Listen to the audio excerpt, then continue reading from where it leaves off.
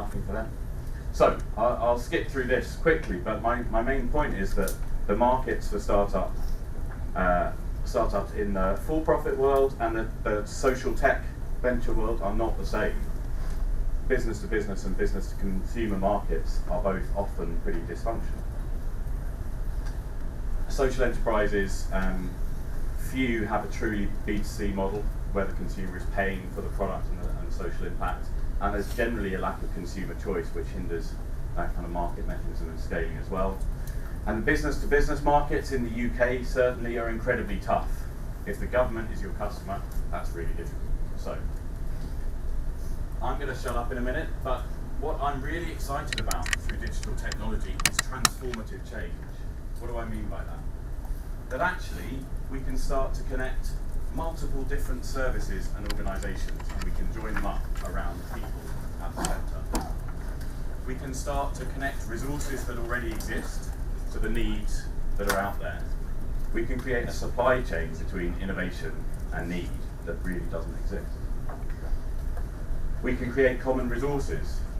Does anyone here have the experience of seeing the same thing being done around digital technology by non-profit social enterprises again and again and again?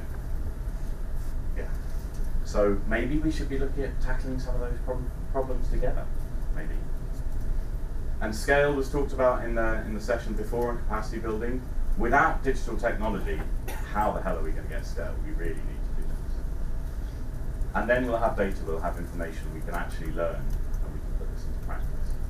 So before I finish, I want to tell you about what we're going to try. We think that collaboration is needed at every single level. So we're going to create pooled funds that combine financial resources from different sources.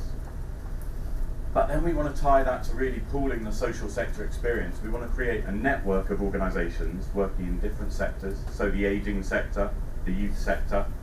We want to bring them together to share in the research and own the results of that scoping work. We want to focus on user experience and user journeys at the heart of that. And then we want to work with the private sector, where all the technology already exists. We don't need to build any new stuff. Innovate, that's a generalization, but it's already all out there.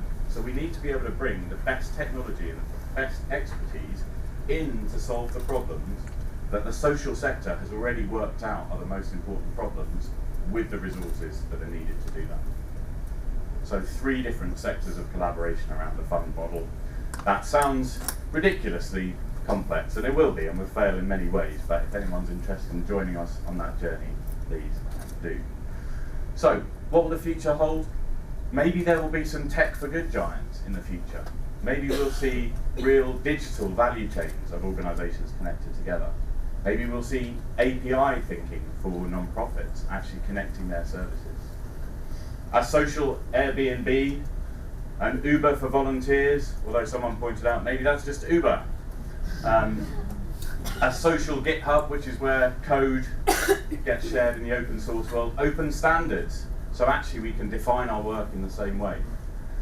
Maybe we can be truly at scale, but still local in our solutions. Maybe we can do local at scale. And maybe we can have digital assistants, which everyone's talking about in the tech world, in the social sector, to help us find what we need. And when we think about the information and advice sector, maybe it's Google who will provide the information and advice if we give them the standards to link into. So that's more than enough from me.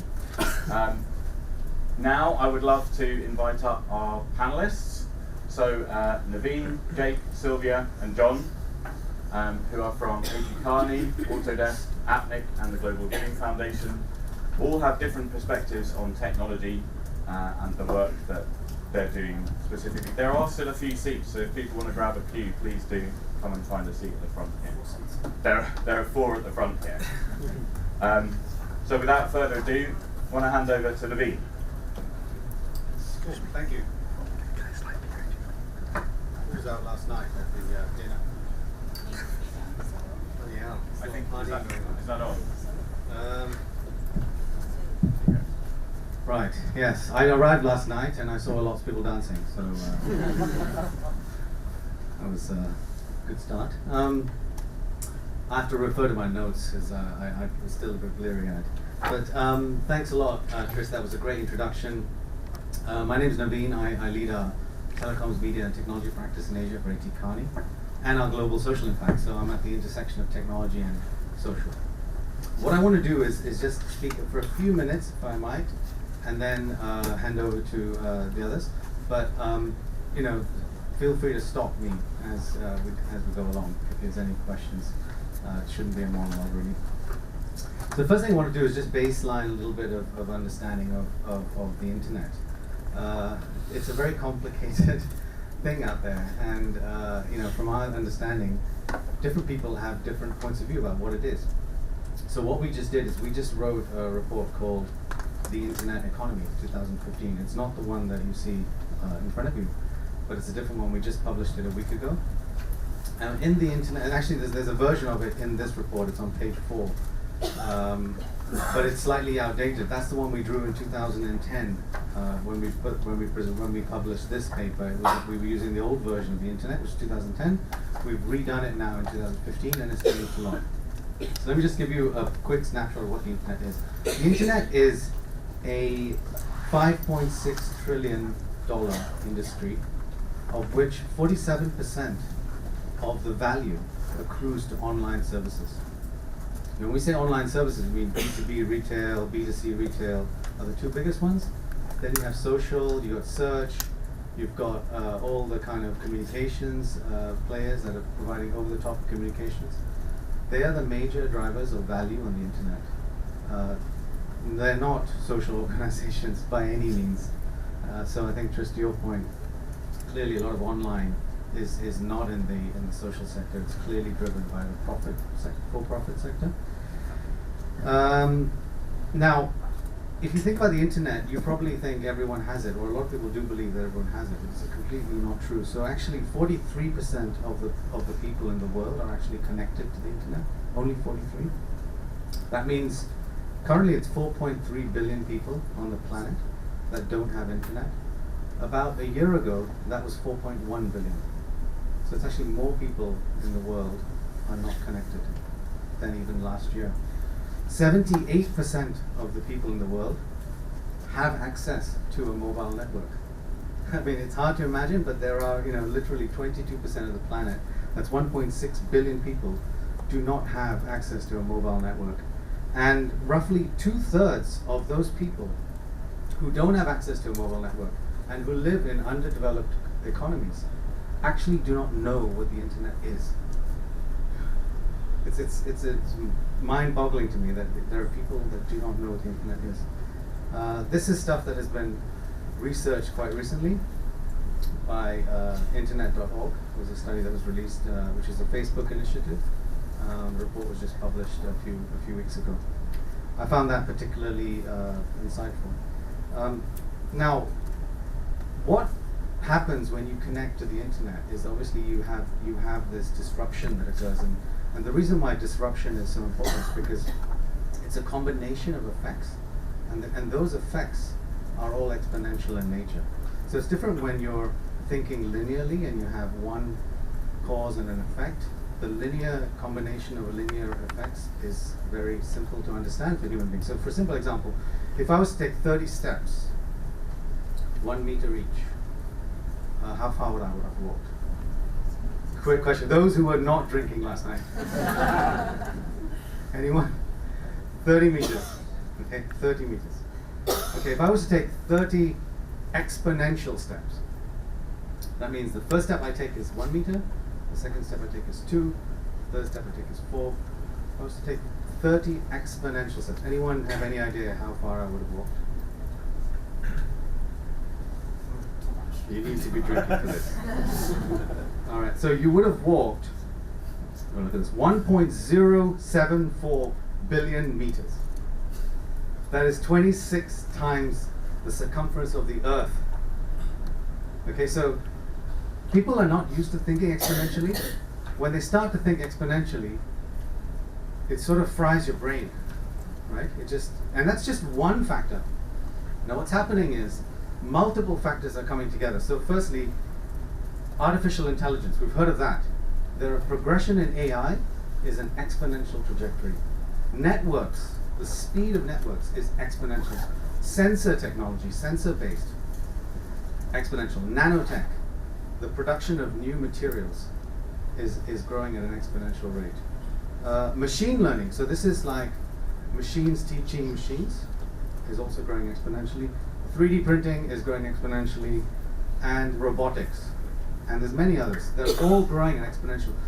So Elon Musk, who is founder of Tesla, who I see it's quite a few on the streets in Hong Kong, is paranoid about the state of the planet, and believes literally that this planet will be uninhabitable for his own life in his own lifetime, which is why he is building a SpaceX program that is to conquer other planets.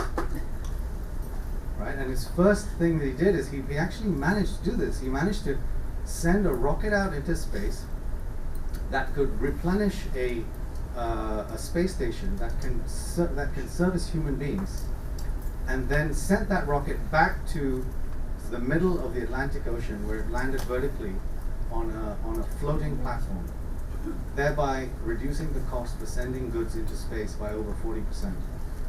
So you can actually imagine that if as you start progressing, you can send more and more tech out into space, and space travel becomes much more energy efficient. Now, what happens when you group together, for example, nanotechnology and let's take 3D printing? Any ideas on what happens there? Okay, so you could, sorry? Surgery, perfect example. Surgery, you could actually 3D print organs for kids who are not able to access a donor. You could also, for example, you could print your own car if you wanted to, right? So you don't need to go to a dealer anymore, pick it up. You just order it online, and then you print it outside your house. You could print skyscrapers. So they're building, nanotech is actually developing, so you're building materials called graphene. Graphene is a version of graphite that you use in pencils, and it is so strong that it is about 30 times stronger than steel, and it has the conductivity that is, I think, about 40 times more conductivity than steel. And you can literally print cars and skyscrapers instead of engaging in the construction industry. So there's a lot of applications which are humanitarian in nature, a lot of applications commercial in nature, when these exponential technologies start to come together. Now, why am I saying all that? Well, there are the grand challenges that humanity faces, which we need to address in the social sector. And technology can actually enable those, the grand challenges. So, first one being reliable energy. Talked a bit about that with Elon, what Elon Musk is doing is they're trying to build energy, sustainable energy sources. Second is around clean water. Technology can enable clean water solutions. Education for all, everyone that wants it and needs it should be able to get access to education. Preventable diseases, food system, growth of food systems, so sustainable growth in agriculture, and poverty alleviation. These are the 6 grand challenges that humanity faces, and technology should serve a role in that. And I really hope that with this panel, you're able to discuss some of those challenges and talk about some of the barriers. There are, of course, downsides, which I won't go into now, but I just wanted to present those opportunities as they stand. Thank you. Great. Thanks for doing that. So I think set a little context for how much is changing and what we might be able to do. Now I'd like to hand over to, and by the way, I'm conscious it's quite warm in here. It may not be any cooler if you sit down, but at least you're sitting down then, so there are some seats. So, okay. Now I'd like to hand over to Jake Leyes from Autodesk to talk to you about the work they're doing through the foundation there and the role of, I think, design in the social sector. Thank you. Right, good morning. Hello, everyone. My name is Jake Leyes. I'm Global Director of the Autodesk Entrepreneur Impact Program. I'd like to give you a quick overview of what we do at Autodesk and how do we support entrepreneurs and enterprises connected with technology developments that we see that are more and more coming, and Naveen already alluded to some of them. So first of all, Autodesk is a software company, 32 years old. if you live in a building, walk in a building, drive a car, use a product, or watch a movie, chances are somebody used all of the tools to create the building, the car, or the movie, or the computer game you play on your phone. So we have a wide range of users and wide range of industries that we serve through our computer-aided design, so from having an idea to manufacturing it in a plant. So we realized with over 100 products, so AutoCAD being one, that was the very first one, needs over 100 products now, millions of users. If we put the right tools and make the users understand how to use sustainable design, then you actually can have an impact of billions of people using the building, the car, or the product in their hand. So our vision is to help people imagine, design, and create a better world. By better world, we define this that by 2050, 10 billion people live well and within the means of the planet, which is also the word, the WS, World Wide Council on Sustainable Development's definition. Okay, so what do we do? First of all, a quick follow-up on technology trends. Internet of Things is also starting to play a role if you are in manufacturing. If you're a big customer, it is more than just the refrigerator telling you you're out of milk. That's not what Internet of Things means. As much as having sensors in your product, for example. If you drive a Tesla, since you mentioned Tesla, well, if there's an update coming in, it downloads it, it installs it. That is a completely new, different interface of how you use products and how products are being updated over the internet. But you can also imagine putting sensors into machinery that gives you a message of if the machinery fails or if the efficiency goes down.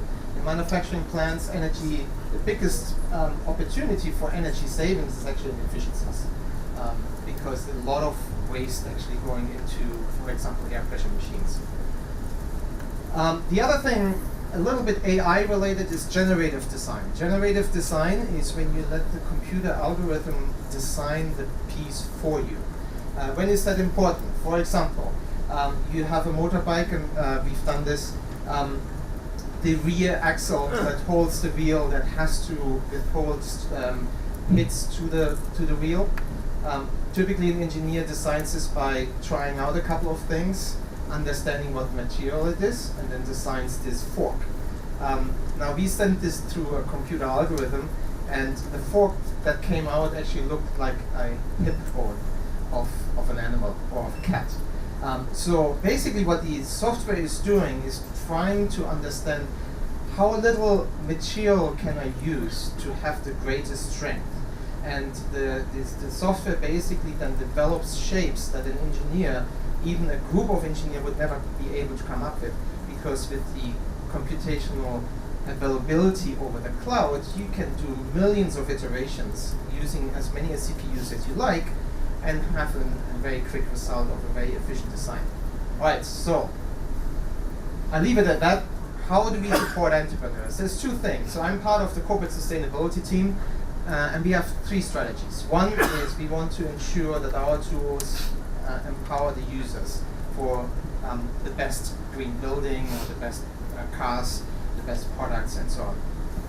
The second one is we want to lead by example, so we do everything that we can do with the sustainable operations, but also employee impact and employee volunteering, climate commitments, and so on. And then the third part is we support the next generation of designers, of engineers, and that is students, but also entrepreneurs. It's for-profits and non-profits. So there is a program called the Autodesk Entrepreneur Impact Program. That's the program I'm running. It's active globally. We provide entrepreneurs the opportunity to apply to join this program if they can use this, find use for the same commercial use, same commercial software that our customers are using. They can get up to $150,000 worth of software free of charge for 3 years. The Autodesk Foundation is providing grants and also non-profit organizations. Last year, 5,000 organizations, non-profits worldwide, received 1,200 licenses of our software, about $7.7 million in in-kind software donation. Why is that important? Because when you look at some of these examples of entrepreneurs using design and this design methodologies, you can drive greater impact.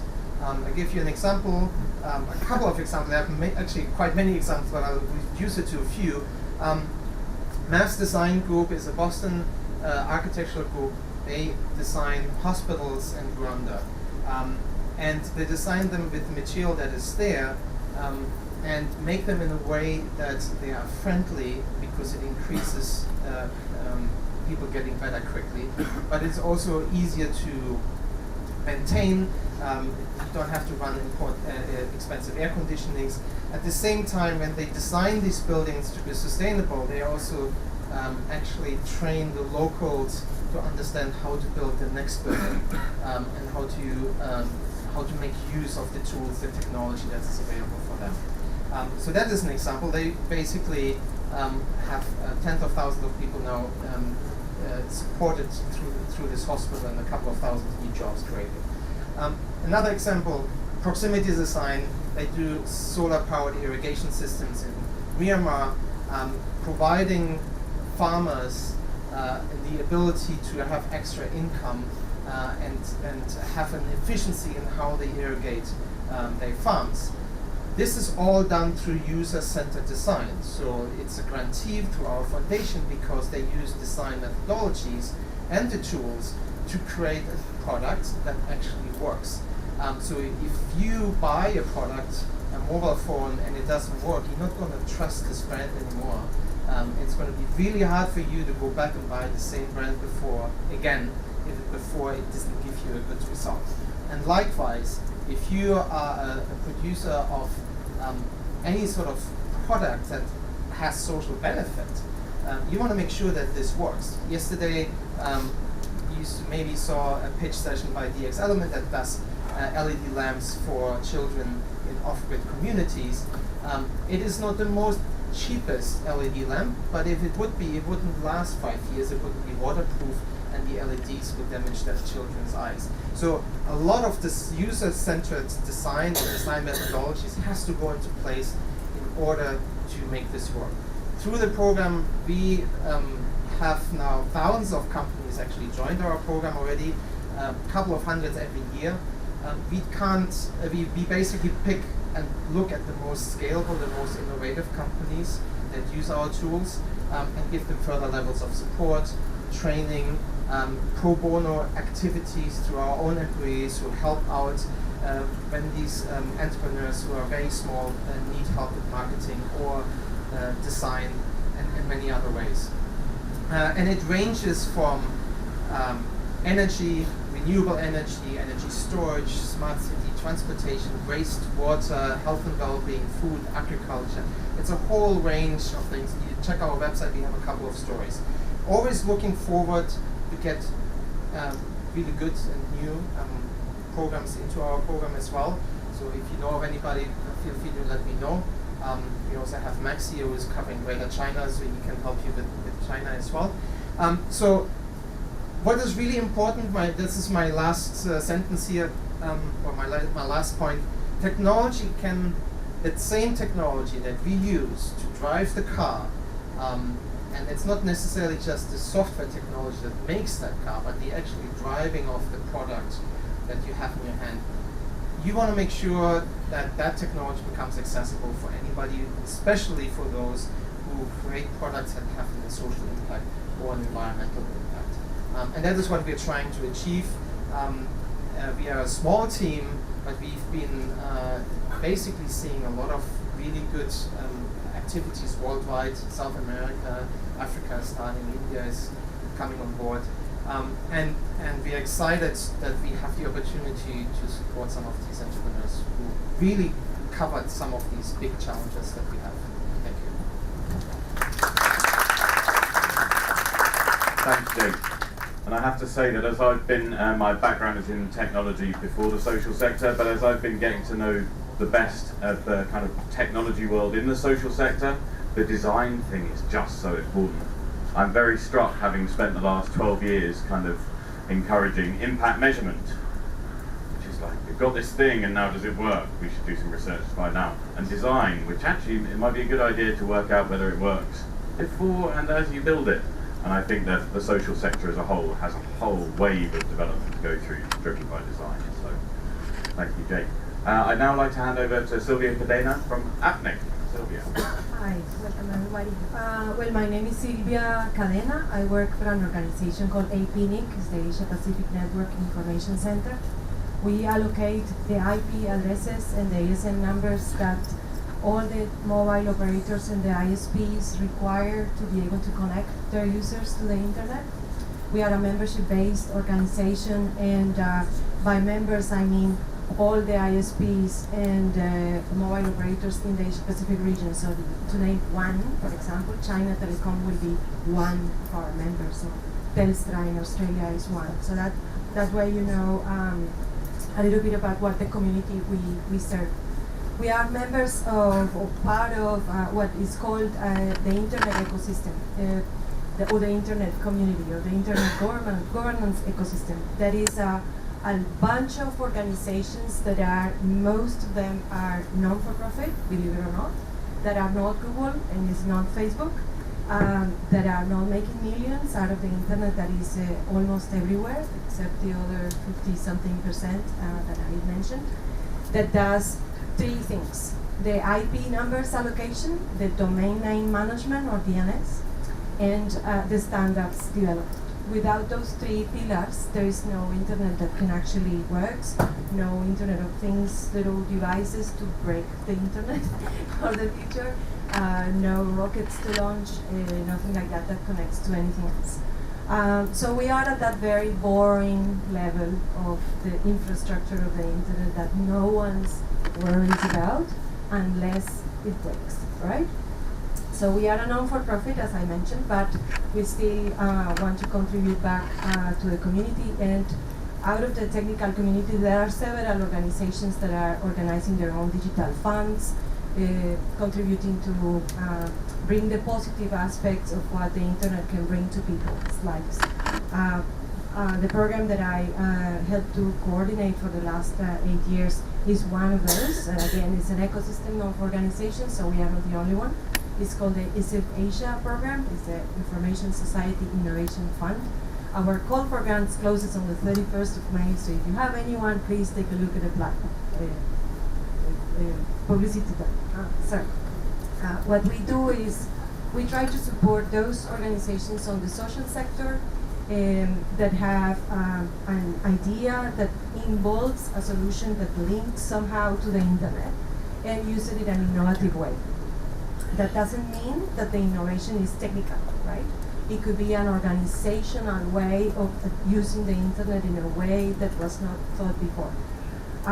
So we are at that intersection between the social uses and positive uses of the internet for good and the real things that concerns us, that the internet remains open, stable, resilient, secure, and open for business also everywhere.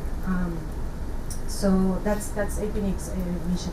So when Tris briefed me about what my contribution to this panel might be, we talked about what are the main things that we are seeing in the industry, where we the waters that we navigate.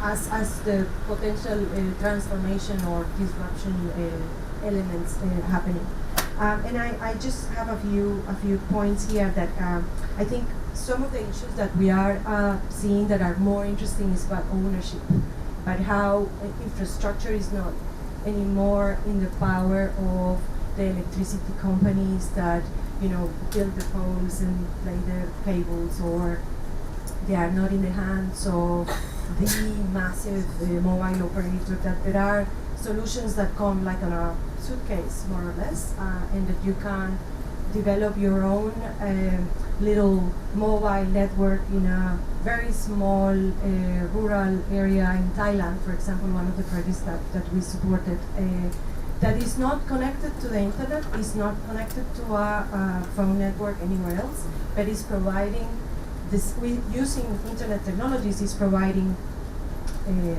local phones in a region, in a small village, and now they, instead of kind of shouting and down in the street to try to reach the police or the health post office, everyone has those devices in their houses.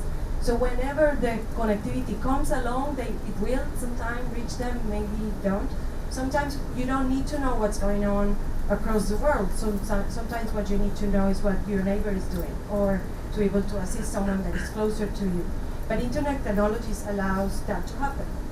It doesn't have to be, as I really like one of the things that Tris mentioned about being scale, but the local scale, that wording is not, escapes me at the moment, but it's the internet technologies allow you to build your own network, no matter what your network looks like.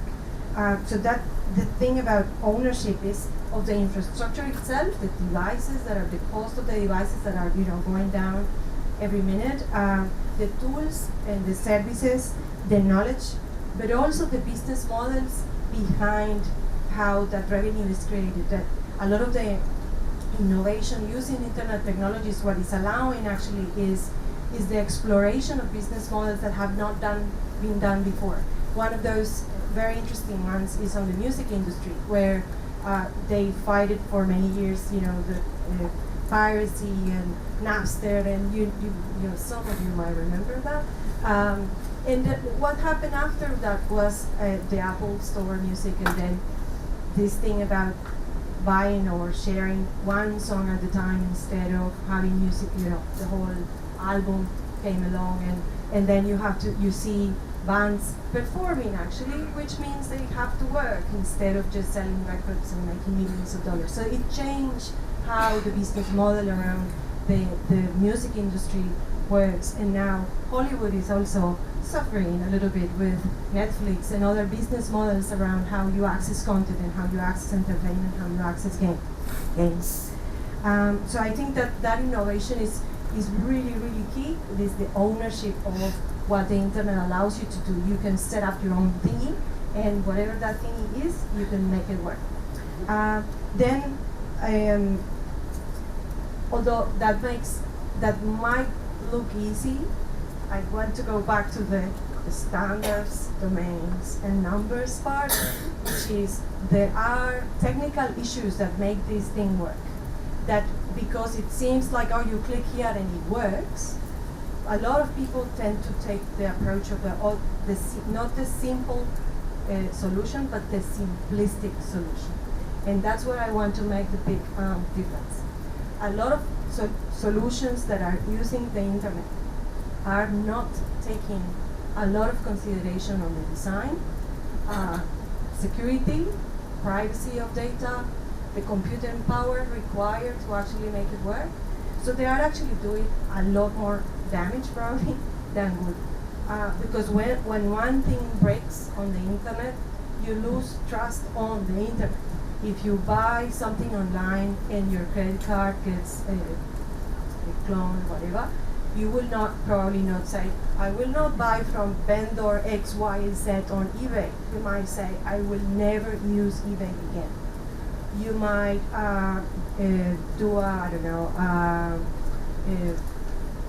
buy a Fitbit thingy and you cannot connect it to your mobile. You would say, oh, those watches, those things that are supposed to help you monitor your health don't work, and you will not buy another one. If your data is breached online, if your health records are published, or details of a lawsuit are available online that should not be, you will proactively ask your government, you do not have online records, or you don't share legal information online because this data protection is at stake. So there are lots of things that are impacting how, when you don't take the proper look at the design, at the security, to make sure that the standards are respected, then things break and we lose trust on the internet itself, right?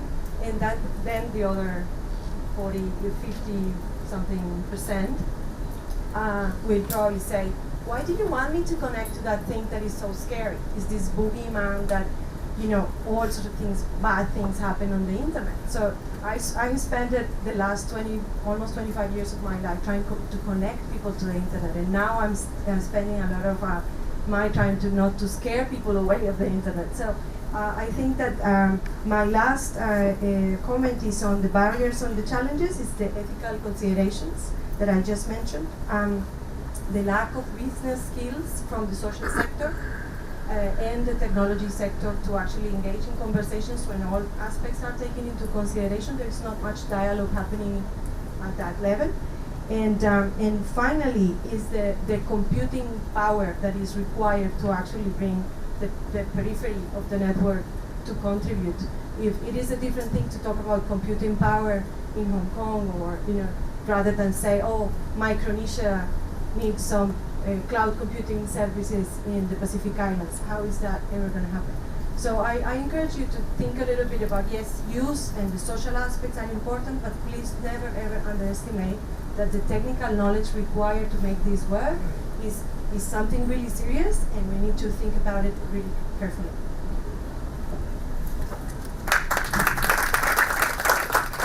Thank you, Sylvia. And I think, infrastructure is not something that people think is sexy. Infrastructure, yeah. But the internet, TCP/IP, computers connected to each other. Without that, none of this is possible. And I think that is often invisible to us.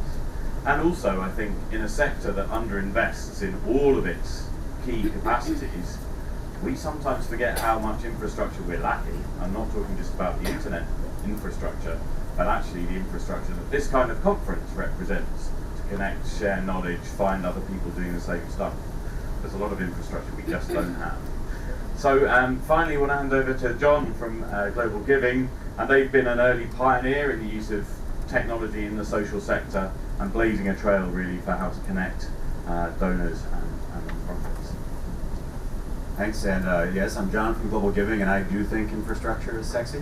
And if you'll bear with me, I'm going to draw a very tortured analogy, and I might end up at infrastructure in the end, because ultimately one of the things we're trying to do is to knit together work of many different people. And in order to do that, you have to get into very precise things that potentially could undergird the operating system through which social good gets done with technology. But to start with, I'm going to talk about used cars as an example of a broken system. Who here has ever bought a used car? Can I pick on who's willing to be interviewed about your used car purchase on the spot here? You are. Okay, so you bought a used car. You used Tesla. Were you nervous about the used car? Yes. How did you get over your nervousness about the used car? I gave it a name. Did you know the buyer, the seller of the car? Yes, I did. Yes, I did. So did you trust the seller? Yes, otherwise I would have not bought it from him. So you knew the seller, you trusted the seller, and you felt comfortable buying the car from that seller. And so there was an American economist, George Akerlof, back in the early 70s. He did a paper on quality uncertainty and information asymmetry. And he used the U.S. Used car market as the example. In the used car market, there are, in American slang, there are cherries, really great cars, and then there are lemons, really bad cars. And the problem is no one could tell which is which. And so people who were selling cherries just held on to them because prices are too low. Nobody could trust them.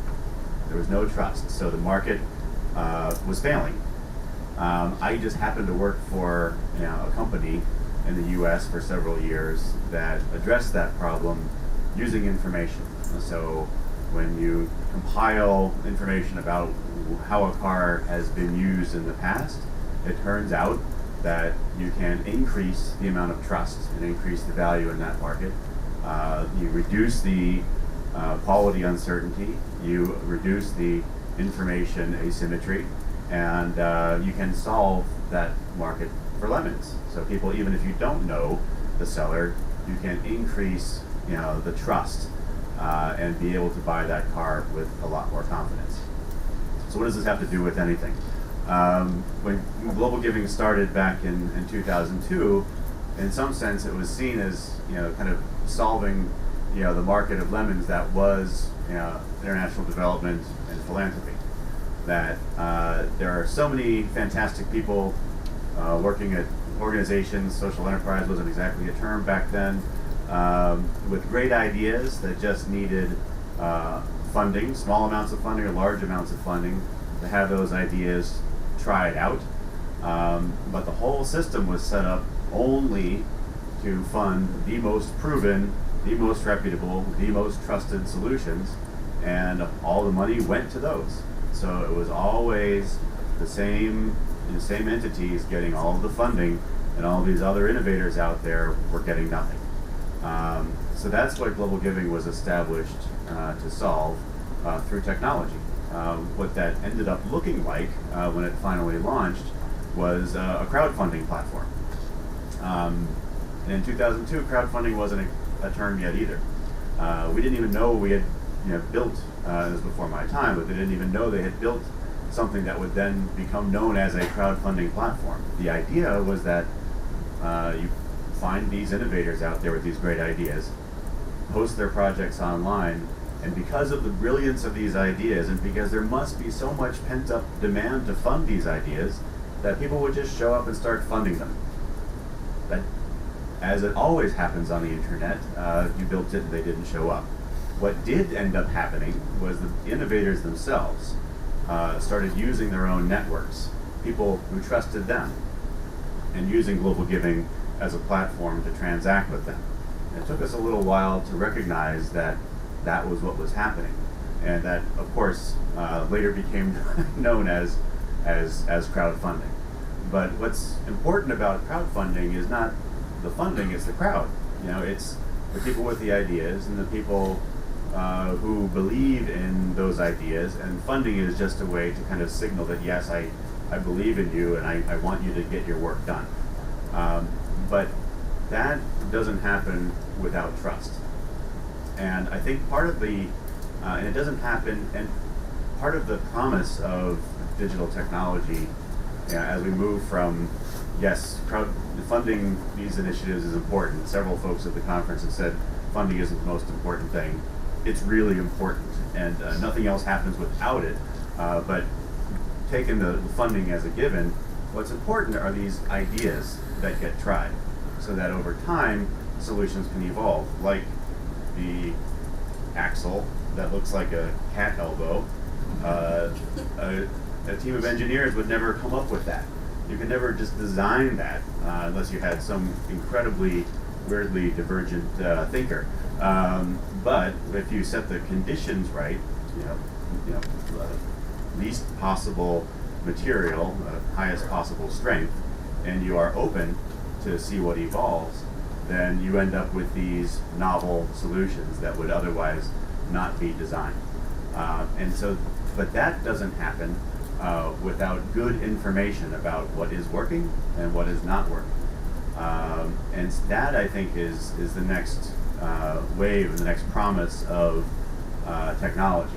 Being able to understand from the several billion people who are connected with the internet, which wasn't the case back in 2002, what is working, what is not working, what are the needs, how can I match those needs? With technology, it is possible to get radically, dramatically large response rates on things like surveys through SMS and all of these other tools which were not available before, so you can get more real-time feedback on what people think about the thing you're trying to do to help them. And that's something that the private sector does all the time. I'm selling something, I know quickly whether it's selling or not, and I can adjust my strategy based on that. It's a little tougher in the social sector, but it's something that is possible.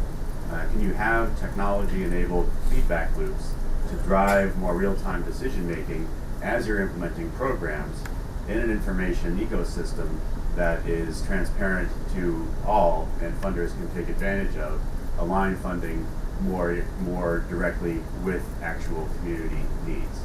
And that I think is the real promise of the next wave. Yes, there are a lot of problems to solve in terms of, if we really want to enable anybody anywhere to give to, loan to, invest in any great idea anywhere else in the world, there's a heck of a lot of friction out there. Regulations, transactions, and what global giving is trying to do now is to try to knit together enough initiatives out there, like Impact Guru and others, so that we can just make it simple for that innovator or that prospective funder to just make those ideas happen without all that friction.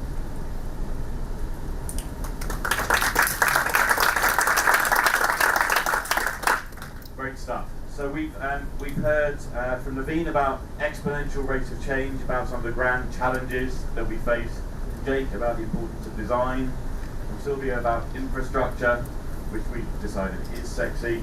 And from John about trust and connection and improving how we test and learn. We covered a lot of ground, but now we really want to hear from you.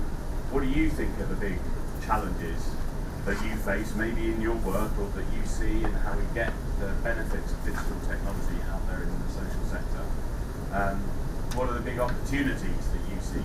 There's a lot of optimism, I think, on the panel. I would imagine there's quite a lot in the room, but there are also people who are more cautious about the role of digital technology in the social sector. Are we saying we're going to replace all social workers with robots?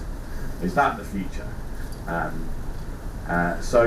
So let's have a conversation about this, because I can ask loads of questions to these guys and we can talk amongst ourselves, but I figure you've all come because you have things to share and talk about as well.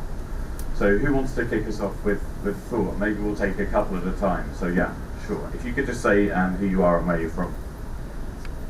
My name is Dana Duan, and I'm with the Lin Center for Community Development in Vietnam, and we're actually profiled on Global Giving and have really benefited from using your platform, so thank you for that. My question is, in Vietnam there's a lot of people really interested in using technology and for social good, but where we've seen some problems is usually they have no social experience or street credibility. They come from business background and they want to switch. And when they come to the social sector for intel, it's more of a user. Like, we're using you so we can create something. They don't pay them for their time, their expertise. They come, they interview, like all of our partners, they do this constantly, and then they create the product, even not asking about advice on the product, but more just intelligence to inform their products.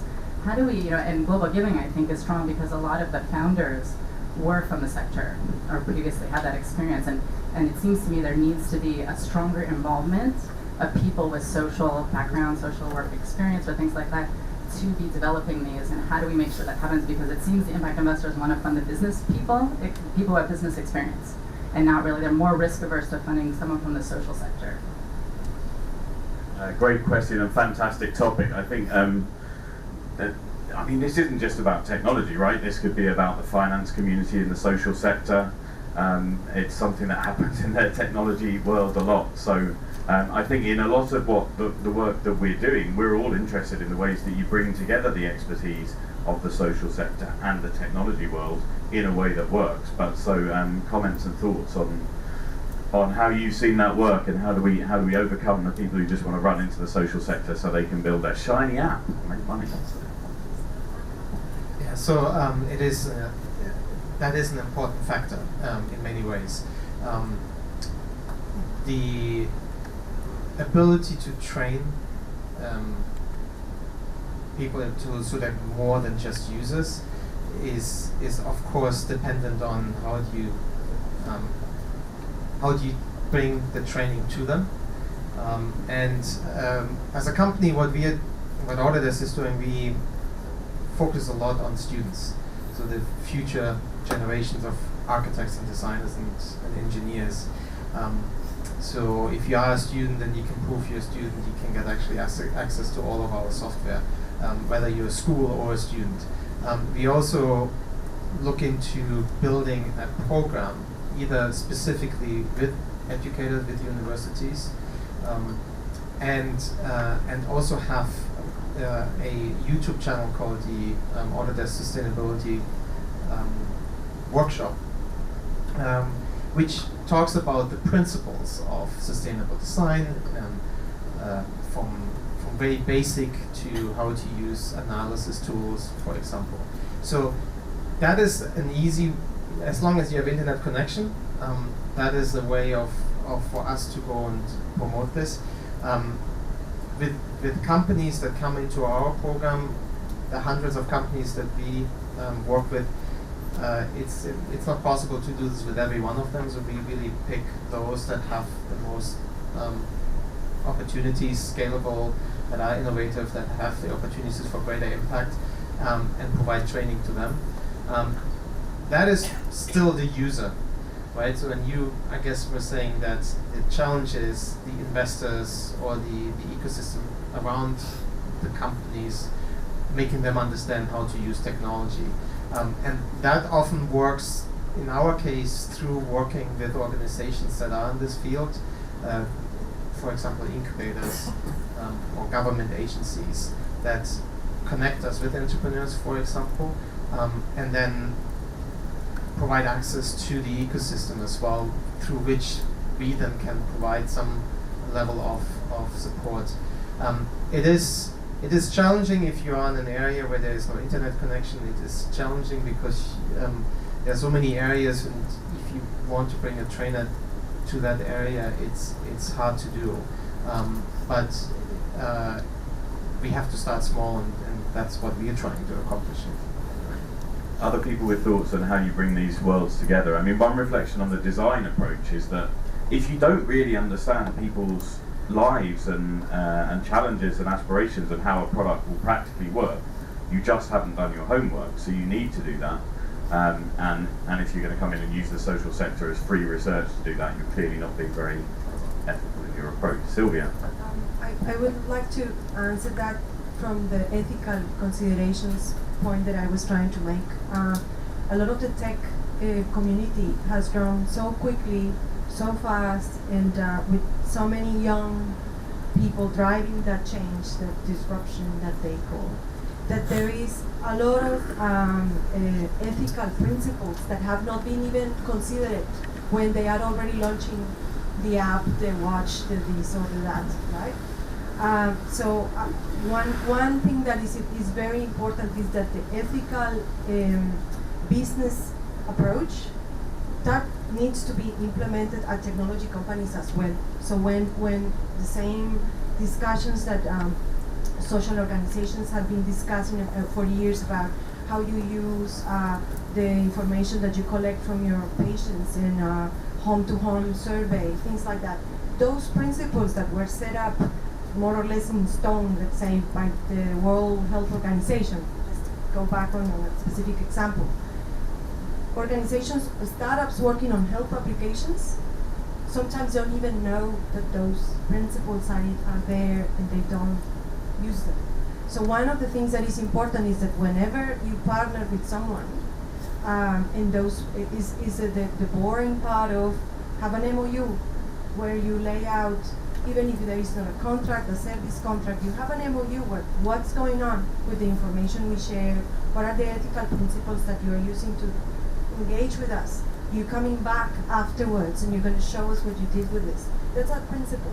But it's these ethical considerations that are not discussed because that in the hype of let's collaborate and let's share what we know, we kind of jump too quickly in boats that you don't really know exactly where they are going to take you.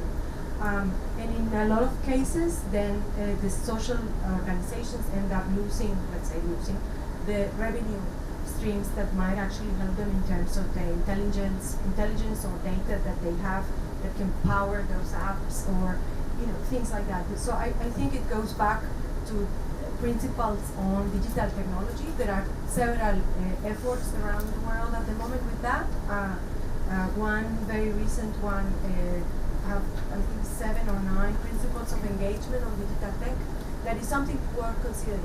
If you go back to other organizations on social, working on social aspects or social work, there are ethical considerations and principles, charters everywhere that not necessarily apply to the digital technology companies. And I don't think it is because they are bad and ugly and they don't want it. It's just because they are too fast in a lot of their approaches and they just don't know that that's happening. So.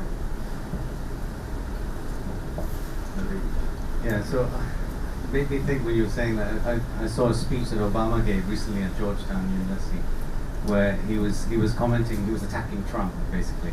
He was saying how Trump says, it's not good to have a background in politics if you want to be in politics nowadays, right? So and Obama's retort to that was, when you go to a doctor, do you say, oh, I don't want to have someone that studied medicine?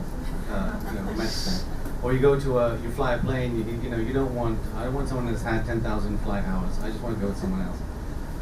Similar issue in the social sector, right? I mean, the issues are so unique, and for your environment to say, I've got a business background, I can therefore just apply it into the social sector, is just so wrong. Unfortunately, I believe what you were saying earlier, Jake, that actually it might take a generation to change that situation. It needs to start with our education, right? Because in Vietnam, I don't know the situation, but it might unfortunately take a generation to make that change. What we do, and I didn't explain what AT Conning does, but we're a management consultancy, we're a strategy firm. We take business problems or problems in general, and we apply business practices to them and try to make them better. We found that in the social sector, obviously, we just don't have the skills. So what we do is we partner. And so we partner with the likes of Ashoka, for example, who are disruptive social entrepreneurs. And they come with the social change agenda, but they also require some business acumen and which we can maybe add to. But that is partnership in its smallest form. But hopefully in Vietnam, that more of these partnerships will evolve. But it may take a whole generation, I'm afraid. And I'm gonna suggest that if the social sector really wants to grasp the bull by the horns and achieve the benefits of digital, actually we need to be driving some of this, right? So we need to step up and we need to come together and we need to say, all right, we're the water and sanitation in a certain area. We are the market. We understand the situation, and we want to help build the technology that is going to really help people. So if you tech companies want to partner with us, that's great. But we're not just going to sit there and get used. But I think it needs us to step up to do that. And I think it needs venture philanthropists and investors to see the importance of bringing the expertise together to get the best rewards, and not just go what seems to be the least path of the resistance to a shiny novel app. So, some more hands going up now. So we'll take a couple. Yeah, I'm going to come around with the mic. And again, if you could say who you are and where you're from, and then there's one here, and we'll come to you in a second. Linda, AVPN. I just want to pick up on the point that was mentioned there about build it and they will come, and I'm speaking more specifically about sort of platforms like Global Giving. And I'm just wondering here, I mean, building platforms like that obviously is that our sector is notoriously pressed for time, and also building a platform like that is a promise in a way to people that you're going to be delivering. So I'm just trying to get to what are the success factors of making this work. I've heard, and I suspect that part of why Global Giving is very successful is that you were the first to market. I've also heard that the users on there are key in kind of driving something like that. But I'm just wondering, for the panel's point of view, of what are the success factors and what are the merits of potentially going into some existing channels in terms of making those platforms work. And I just would encourage you to think a little bit beyond just the usual, just market it and make sure you're out there telling people about it. What else is there that we can think about? Right. First, don't market it. So just as an example, this is part of the learning process. I mean, one of the Global Giving's values, we actually have the values not just on the wall, but we use them as guides for decision making and strategy in a lot of ways. It's listen, act, learn, repeat. And we actually got a lot of funding to market Global Giving to donors. And we tried, and we got pro bono services from Leo Burnett, one of the top firms in the U.S. They invented the Marlboro Man and that sort of thing. We did segmentation surveys. We did public service announcements. We did, and none of it worked. None of it worked because people don't give that way. You can't. It's very difficult to say to somebody, hey, you don't care about this yet, but here's an ad. We're going to try to make you care about this in this ad so that you can go to a platform and shop around for something that you probably might care about. It just doesn't work. And then we only take 15%. So the economics were crazy. So it didn't work. So I think, and yes, Global Giving had a first mover advantage. We have a platform that has some technical debt that needs to be paid down. But to the extent that we've been successful so far, it's been because we haven't been locked into a certain strategy. When the donor direct strategy wasn't working, we didn't stick with it. We realized, hey, all these organizations are actually the most engaged users. Let's listen to that and build around that and try to stimulate that usage. When we realized that companies found the platform useful for conducting international giving in various ways, we didn't say, no, let's not do that because we're about the donors. We embraced it and are focused on those users and built around that. And so we evolved into, again, it's evolution, into a kind of a 3-channel strategy, which has worked. That said, the world changes, and that strategy may not work forever. And so it's why it's important to listen to the experiences of new platforms and understanding norms of giving all around the world, so that we can remain in existence, but probably in a very different way that we can't anticipate yet, because that's just how technology happens. Yeah, and I think that focus on the user, if there's anything that that comes out, it's back to the design point. If you want to disrupt, really understand the user and focus on a real pain point. I think often we're guilty of saying, here's a thing that these guys will really like and we'll build it, and they won't come. And then if you do the user-centered design process, if you work with any good digital agency, they will say, well, where's the user research? Oh, I haven't done that, this is our idea. Then I'm not doing this project with you because you don't know what you're doing. It's not going to work. Just one counterpoint to what you said about Leo Burnett is if you actually check online on what you search for, or what you like, or what you follow, you can actually tell a lot about what you care about, right? And so if you can actually mine that data, and you can actually target donors, or you can target beneficiaries even on a more sort of more micro target basis. Of course, you don't market in a very broad, above the line kind of basis, but it's amazing the footprint you leave behind just by liking something on Facebook. If someone ran for ALS and you like that, okay, but if you did that like 5 times in the space of a week, you could maybe use that information. I don't know whether the social sector does use that information or not, but it's there. I think we're slow on picking up on analytics. I just wanted to add one thing about being first to market. For example, of course, being on that chart that Tris showed about being the Google first, the Facebook first. There are, of course, advantages of being the first one that came out with YouTube, right? Or WhatsApp. But there are also advantages when that happens and you have a similar idea and you offer something else that the others are not offering. So, for example, with Telegram, right? In WhatsApp, as soon as the government decides to crack on encryption, for example, then Telegram subscriptions went up. So it's not about being that the only ones that have the advantage are the ones that are first to market. Is that the ones that were not the first to market need to be a lot more intelligent about how their innovation gets there and about listening what the community wants to do. So now WhatsApp, for example, has the encryption all in.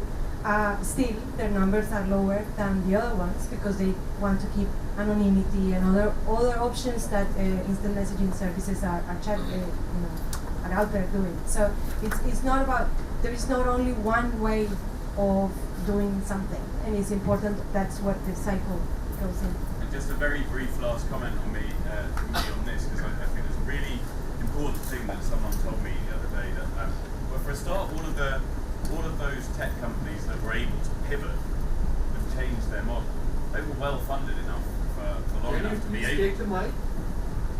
Sorry. Yeah, so all of those big tech companies were able to pivot over time and to change direction because they were funded well enough to do that. Often, if we're developing technology in the social sector, we do not have that business model unless it's a for-profit business model. So we better be careful of actually having the longevity to do that. So I used to think it was great when you were like, wow, we're the first guys to do this. No one else, we've created a new market. And I was talking to some guys, some tech entrepreneurs who were saying very similar. Now they're absolutely terrified if they think they're operating in a completely new market, because they don't know how it works or if it works. So that actually they want to be able to fit in alongside this other thing and be better. So, you know, we're like Uber, but actually we have ethical policies and the drivers get paid properly. You know, we're like, so these things, so do not always want to be the first mover if you're in kind of totally new markets, because it's terrifying. Thanks for the sharing. Thanks for Naveen's inspiration about the big, figures, because I got the issue that I run dining cab, I mentioned before in the stage.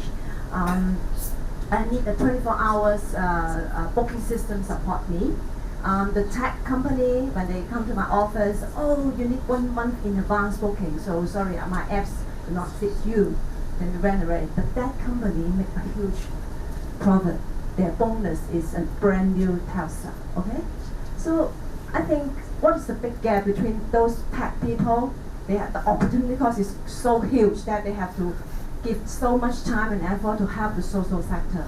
I still think this is a huge gap and big difference. So the numbers, we said that more and more people are not getting connected. I think the numbers will be increasing, because on that another side, the people with huge resources, they just want to make the money for the rich, but not for the poor or for the social sector. And the second question is about aging population. You said you need to take one more generation to, you know, help the young people to be more socially minded, but the aging, you know, the issue is really rapidly increasing. The problem is huge. So how can we chase that? The technology can get much better to take care of the aged people. And sometimes I think technology just in a way for the people they can use it, but how about the people they are already don't know how to use the digital thing? So it's a huge gap that I'm really worried about it. Okay, so we've got the gap between technology and those who are connected and the aging population. And then can I just ask everyone who's got a question to raise their hand, so we'll make sure we come to you before the end of the session. So there are 3 over there, 2 over here. Okay, we've got 10 minutes. Let's go. Those are 2 really tough questions. So I actually don't know. Maybe I should just say robots, and then I'll ask someone else to answer that. No, but I honestly I don't know. I mean, maybe I do believe that there's a generational issue. I mean, if you just aging, for example, in our own lifetime, we have been growing. Our average age, our life expectancy, has been growing at about 0.6 years every year. Now it's growing at about a year every year. So that means our kids will live probably till about 110, maybe 115, maybe 120 on average. So yeah, I think that. I don't know how to actually address that. Maybe it requires a design thinker. Yeah, so I have a quick feedback on that. First of all, it has become a lot easier to have access to technology than it was 5-10 years ago. It has become, so technology is more accessible. It's become cheaper. And the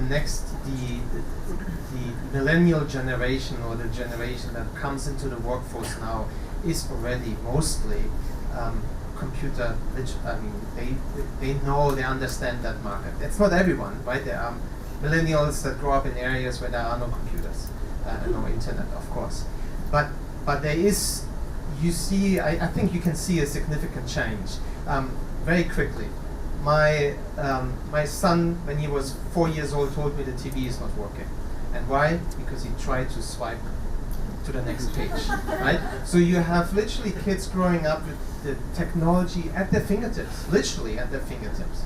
And I think I often underestimate the amazing capabilities that younger generation have. I saw 2 young founders with flexible solar panels coming straight out of grad school in Beijing saying, we're going to go and do that.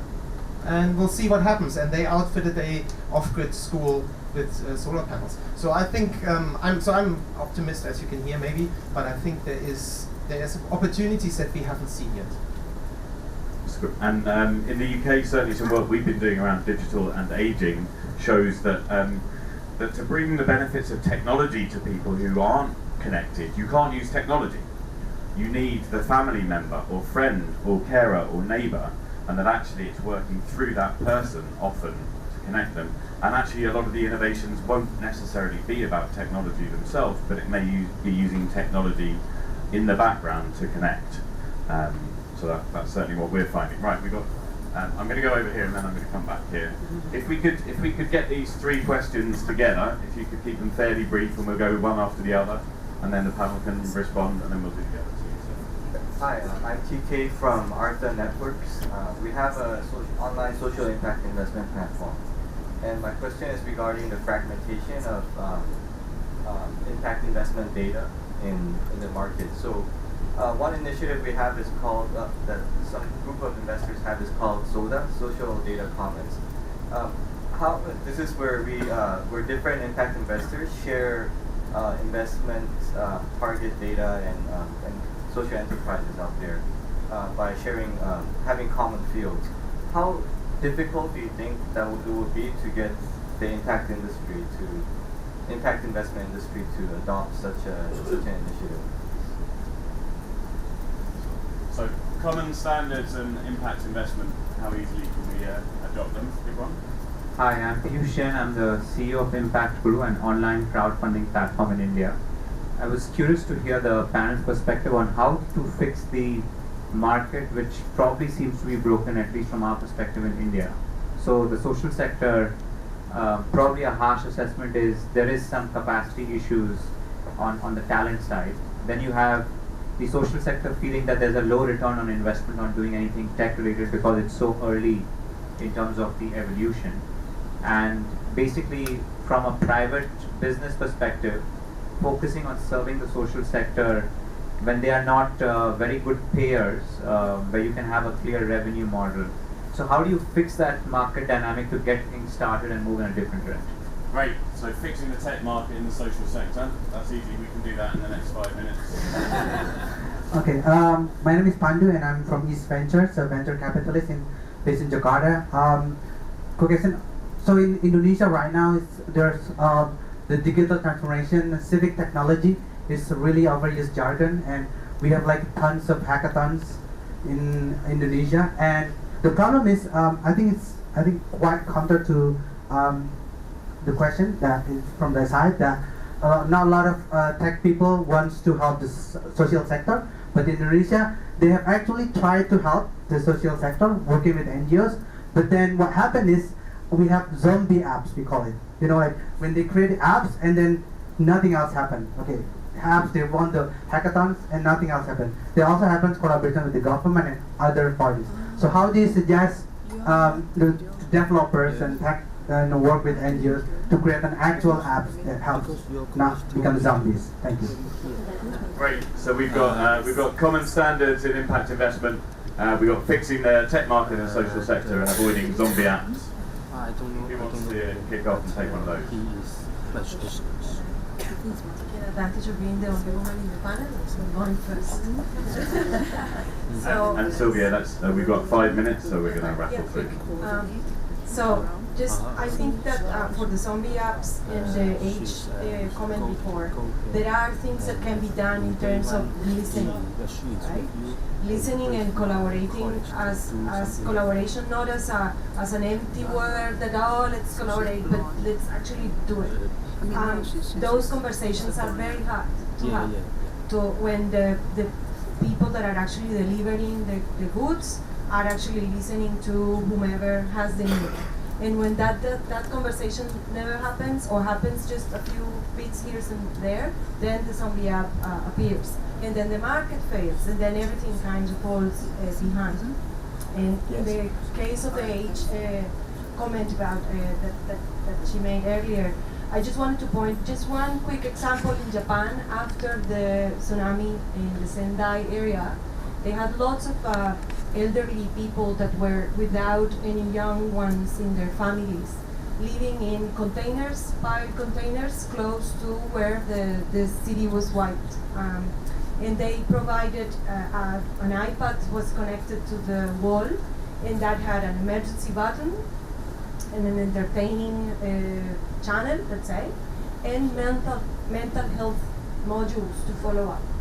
So it was for the elderly that didn't have the young one to explain them how to use it, and it was the only way that they could find to support these 100 and something, 120 I think it was, elderly people that were by themselves after the tsunami and in such a tragic conditions.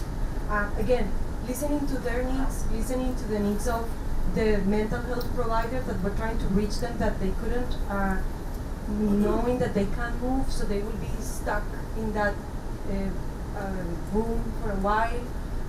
Is the listening part that makes the app not being a zombie and makes the market work. So it doesn't move if it doesn't, it is not a win-win for different people. Does someone want to take how we bring together the kind of the tech market and the social sector to make the business models work? Extremely quickly, I think the social sector hasn't done a very good job of speaking in a language that business and tech folks can understand. And again, that comes down to standards. How can we better offer standards so that we can offer comparability? And Iris is a good start on the impact investing side. Pure social sector doesn't have anything like that yet, and that could be really useful, so we have a better framework for having those conversations. And very quickly, to avoid any sort of zombies, I would just say there are three core principles of design that we see. Number one, collaborate. Number two, that was not number one.